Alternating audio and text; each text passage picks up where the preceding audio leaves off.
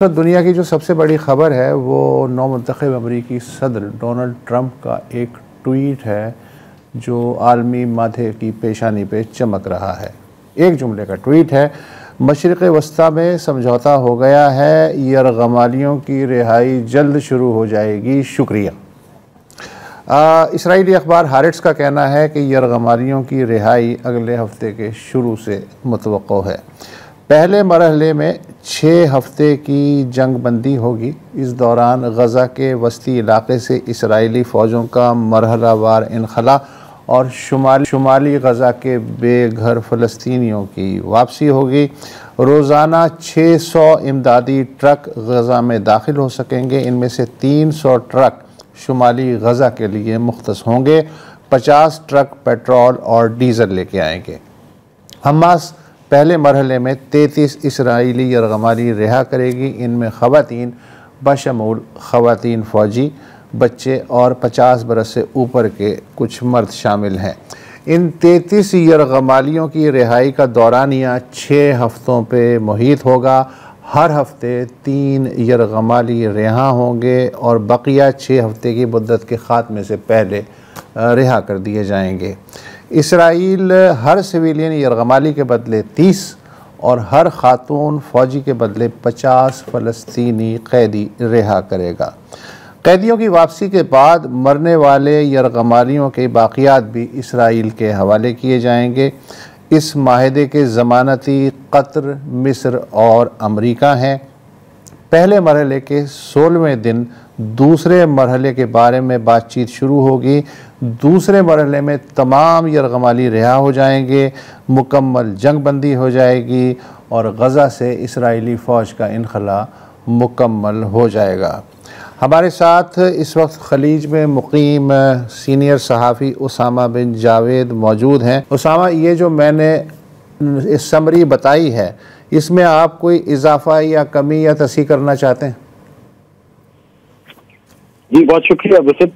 जैसे कि आपने बहुत तफसील से बयान किया है, इसमें 2 नुक्ते गुज़िश्ता चंद मिनट में दोबारा मुतनाज़ हो गए हैं, जिसमें इसराइली वज़ीर आज़म के जो स्पोक्स पर्सन है उनका कहना है कि नेज़रेन कॉरिडोर जो कि गज़ा को 2 हिस्सों में तकसीम करता है वस्ती गज़ा में, वहाँ से, और फिलाडेल्फिया कॉरिडोर जो कि मिस्र की सरहद पर है, उस पर किसी किस्म का कोई समझौता नहीं होगा और इसराइल अपना कब्जा वहां पर जारी रखेगा। बहरहाल ये वो चीजें हैं जो हम गुज़िश्ता 15 माह से सुनते चले आए हैं, जहाँ पे अमरीकियों का ये कहना होता है कि बॉल जो है वो हमास के कोर्ट में है। और आप देखें कि गुज़िश्ता 24 घंटे के दौरान बार बार इसराइली नेशनल सिक्योरिटी के वज़ीर इतमार बिन गवीर ने यह कहा है कि वो फखरिया तौर पर कई दफा इस पीस डील को रोक चुके हैं, यानी यरगमालियों के रिहाई में रुकावट बन चुके हैं। और उनका कहना यह है कि इसराइल ये चाहता है कि उस वक्त तक ये जंग जारी रहे जब तक वहां से फलस्तीनियों का सफाया न हो जाए। तो इस वक्त ये दुनिया की तमाम नजरें मरकूज हैं और ये खुश आइंद है, और ये दोबारा इस बात की हमें याद दहानी कराती है कि 15 माह पहले अगर अमरीकी सदर ये बात चाहते तो वाकई उस वक्त भी ये मुमकिन थी और 2 लाख से लोगों ज्यादा फलस्तीनियों की शहादत और जख्मी होने से पहले। अच्छा उसामा, आपने जो बात की इसराइल की जो नाखुशी है या मूड है, उसका अंदाज़ा आप इससे भी लगा सकते हैं कि आज जबकि सबको उम्मीद थी कि एग्रीमेंट हो जाएगा और बकौल सदर ट्रंप के हो भी गया है, अब इस पे ज़ाहिर है दस्तखत होंगे ना होंगे वो एक अलग बात है। आज के दिन भी गज़ा में 62 फ़लस्तीनी शहीद हुए, जिनमें 2 सहाफ़ी भी शामिल हैं।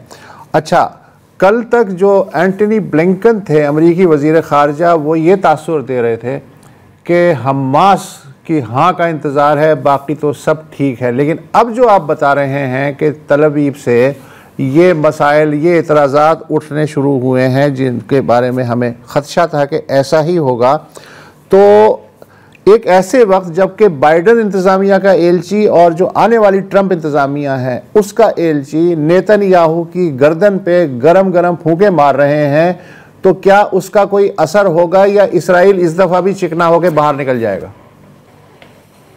ये देखिए, इसराइल की तो भरपूर कोशिश ये है कि फलस्तीनियों की नस्लकशी जारी रखे।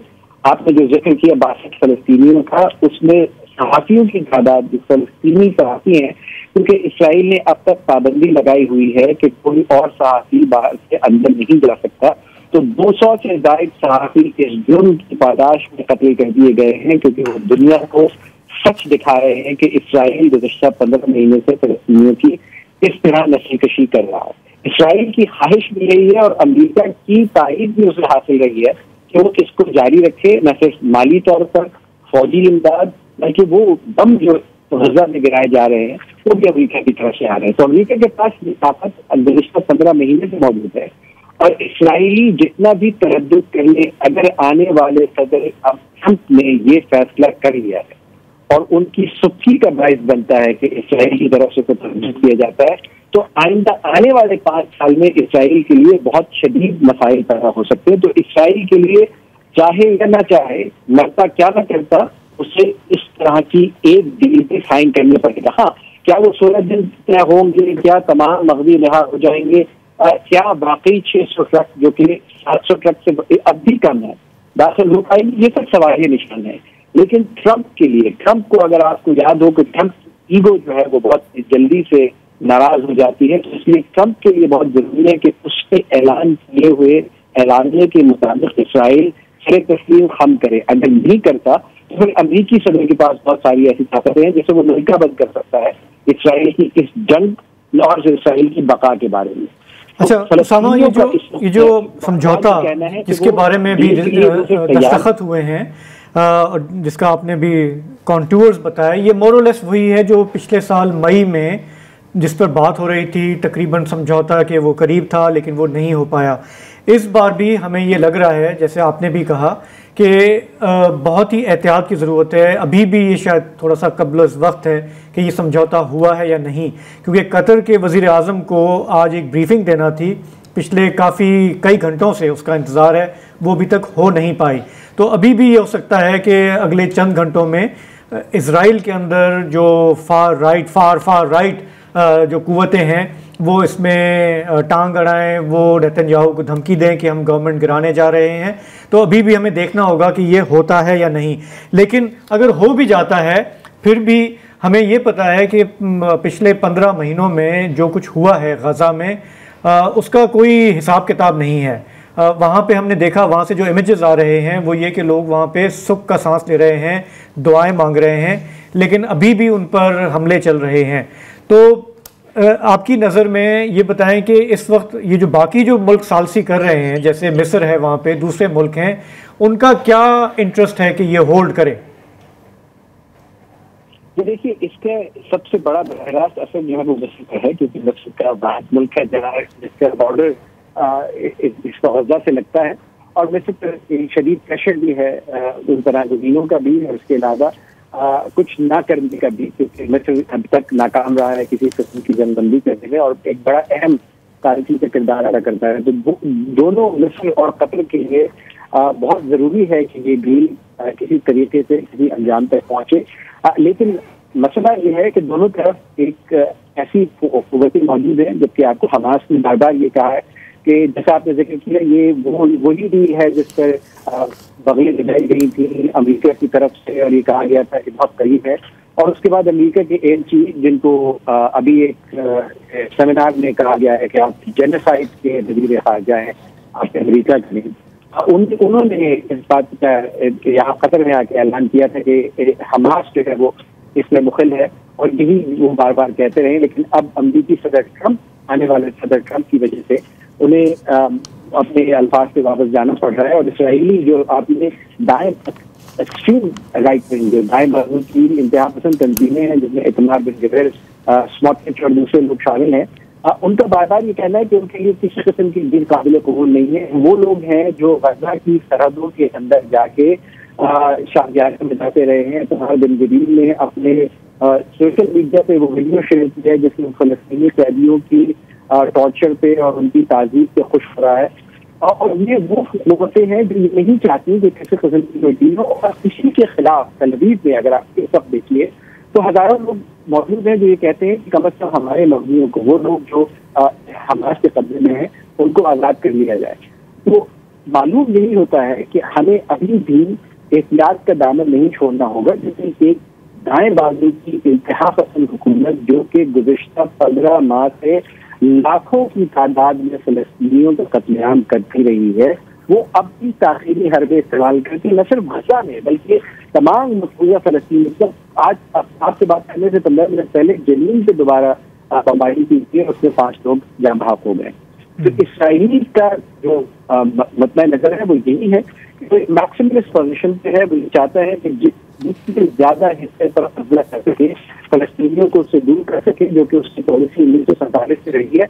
आज आपको उसका तसलसल नजर आता है, और न सिर्फ वो कुव्वतें जो कि सालिसी की कोशिश कर रहे थे, बल्कि तमाम मुस्लिम ओवैसी के मुल्क उसके सामने नकारा नजर आता है। तो हम ये जानते हैं कि इजरायली काबीना कल इसका बाज़ाब्ता इसकी मंजूरी देगी इस समझौते की। हाँ, मैं उसामा आपसे एक और बात पूछना चाहता हूँ। आपने कहा कि जी अगर इसराइल अकड़ जाता है कि जी हम नहीं मानते, और ट्रंप जो है नाराज भी होता है, ट्रंप भी नाराज हो जाए तो क्या होगा? पूरी अमेरिकी कांग्रेस हिस्टोरिकली भी और आज भी इसराइल के पीछे खड़ी हुई है पट्टी बांध के। ट्रंप भी क्या कर लेगा? देखिए, इस वक्त जो फलस्तीनियों के हक में बात जाती है वो ट्रंप की वो ईगो है, ट्रंप की वो अना है, जिसको ठेस पहुंचेगी अगर इसराइल अकड़ जाता है। अगर आप ट्रंप की कैबिनेट को भी देखिए तो ट्रंप ने चुन चुन कर वो तमाम हॉक्स रखे हैं जो कि इसराइल के हामी हैं। वो तमाम लोग जो फलस्तीनियों की नस्लकशी के ख़्वाह भी हैं, और वो इन तमाम मामलात पे, चाहे वो वॉर क्राइम्स हो, चाहे वो जेनोसाइड हो, चाहे वो ICC के केस हो, चाहे वो ICJ के वारंट्स हो, वो इन तमाम बातों पर इसराइल के शाना बशाना खड़े नजर आते हैं। लेकिन यहाँ पर अनोमली जो है वो सिर्फ ट्रंप की जात है। सदर ट्रंप के ऐलान कर चुके हैं, और आने वाले सदर ट्रंप ने अगर इस ऐलान पे उन्हें वापस जाना पड़ा तो इसराइल के लिए ये बात बाकी बहुत सारे मसाइल पैदा कर सकती है, क्योंकि इसराइल की सप्लाई लाइन अमेरिका है। चाहे वो पैसे हो, चाहे वो बम हो, चाहे वो माली ये फौजी इमदाद हो, या वो डिप्लोमेटिक सपोर्ट हो जो अक़वाम मुत्तहिदा समेत बाकी तमाम देशों पे हासिल है। अमेरिका के बगैर इसराइल इस जंग को न जारी रख सकता है, न अमेरिका की तायद के बगैर वो दुनिया में खड़ा हो सकता है। तो इसराइल को इस वक्त हर तक फूक कर उठाना इसलिए पड़ेगा क्योंकि उसका सामना सिर्फ एक कांग्रेस और एक ऐसी एडमिनिस्ट्रेशन से नहीं है जो कि इलेक्ट होकर आई है, वो एक ऐसे ट्रंप के मद्दे मुकाबिल है जिसको सेनेट में, जिसको हाउस में और जिसको सुप्रीम कोर्ट में बरतरी हासिल है। और ऐसे ट्रंप से मुकाबला करना शायद नेतन्याहू जैसे इंतहा पसंद के लिए भी आसान नहीं होगा। ठीक है, ठीक है। हाँ। उसामा बिन जावेद, आपका बहुत बहुत शुक्रिया। अच्छा, एक और चीज़ जिसका अच्छा है कि फ़र्ज़ करें कि इसराइल बकौल नेतन्याहू के हम जहर का प्याला पी लेते हैं, 46,000 से ज़्यादा फ़लस्तीनी शहीद करने के बाद अगर वो ये कहता है कि ठीक है जी हम पी लेते हैं, ये रगमालियों का मसला है, फिर अगला झगड़ा जो है वो ये है जिसकी तरफ ब्लिंकन ने, मुझे तो लगता है कि ब्लिंकन इसराइल का वज़ीर ख़ारिजा है, ब्लिंकन साहब ये कह रहे हैं कि कल ही कहा उन्होंने अटलांटिक काउंसिल में कि जंग बंदी के बाद अगर गज़ा के इंतज़ाम से मुताल्लिक़ कोई तसल्ली बख्श मंसूबा सामने नहीं आता तो हमास दोबारा ताकत पकड़ लेगी। हमास को सिर्फ़ और सिर्फ फ़ौजी ताकत के बल पे शिकस्त नहीं दी जा सकती, बल्कि इसराइल को ना सिर्फ 2 रियासती हल की जानिब संजीदगी से दोबारा गौर करना पड़ेगा। जो गज़ा की एडमिनिस्ट्रेशन है वो फ़लस्तीनी अथॉरिटी चलाए, इस पे भी ध्यान देना होगा। इसराइल की पहली ख्वाहिश तो ये है कि सिर्फ मैं ही चलाऊँ फ़ौजी इंतज़ाम के तहत, लेकिन अगर फ़लस्तीनी अथॉरिटी भी आती भी है तो फ़लस्तीनी अथॉरिटी का इस वक्त जो मगरबी किनारे पे हाल है वो सबके सामने है, लोग उसे इसराइल का तो फैल ही समझते हैं। अगर वो आती है गज़ा में तो गज़ा में एक और सिविल वॉर शुरू हो जाएगी, इसलिए कि हमास मौजूद है वहाँ, हमास ने पूरी जंग लड़ी है। अब अगर ऊपर से इम्पोज किया जाता है फ़लस्तीनी अथॉरिटी को, और जो उनके वज़ीर आज़म है मोहम्मद मुस्तफ़ा, वो ओस्लो में बैठे हुए, उन्होंने कहा कि जी हम ही लेजिटिमेट वारिस हैं गज़ा के, तो जंग बंदी के बावजूद मैं फ़लस्तीनियों के दरमियान एक और सिविल वॉर भी देख रहा हूँ, मतलब मेरे मुंह में खाक। हाँ, देखिए ये अगेन ये तो और ये 5 कदम आगे की बात है। अभी तो इनका सबसे बड़ा इशू जो है वो ह्यूमैनिटेरियन एड है, रोज़ की बमबारी बंद हो जाए। हाँ। उसके बाद मतलब तब पता चलेगा कि फिर आगे का नक्शा क्या होता है। अभी तो हम जहाँ पे खड़े हैं, इजराइल अभी इस बात पे ही आमादा नहीं है, वो तो चाहता है कि नस्ल कुशी जो है वो आगे बढ़ाई जाए। ये जो ऑस्लो कॉन्फ्रेंस है, ये भी इसकी टाइमिंग काफ़ी इंटरेस्टिंग है कि 80 से ज़्यादा ममालिक वहाँ मौजूद हैं और वो कह रहे हैं कि जी 2 स्टेट सोल्यूशन ही मसले का हल है। 1994 में नोबेल पीस प्राइज़ हुआ था, ये सारे मामला हुए थे, 30 साल गुजर गए, हम बहुत रिवर्स हो गए। तो इसकी टाइमिंग भी फौरी मसला ये है कि क्या इसराइली काबीना जिस तरह भी मंजूरी दे दे, आर्जी तौर पे सही जंगबंदी हो जाए, बाद में देखते हैं क्या होता है इस वक्त।